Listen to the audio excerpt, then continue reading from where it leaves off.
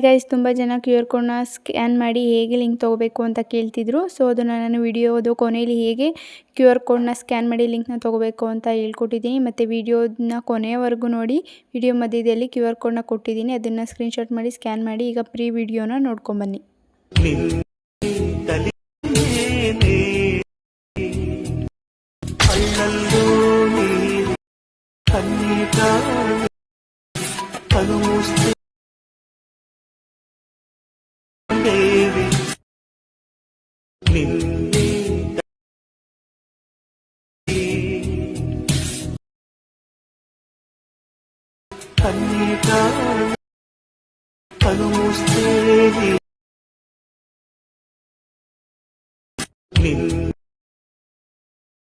ಇವಾಗ ನಾನು ಚಾನಲಲ್ಲಿ ಒಂದು ವಿಡಿಯೋ ಓಪನ್ ಮಾಡ್ಕೊಂಡಿದ್ದೀನಿ.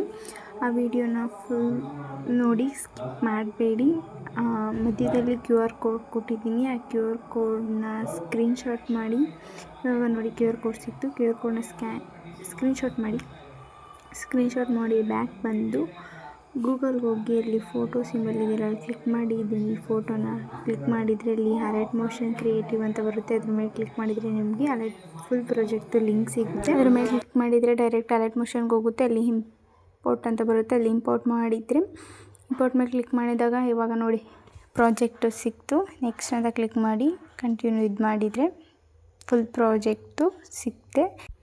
ಸಪೋರ್ಟ್ ಮಾಡಿ, ಲೈಕ್ ಮಾಡಿ. Thank you for watching. ಅಕೌಂಟ್ನ ಸಬ್ಸ್ಕ್ರೈಬ್ ಮಾಡೋದನ್ನ ಮರಿಬೇಡಿ.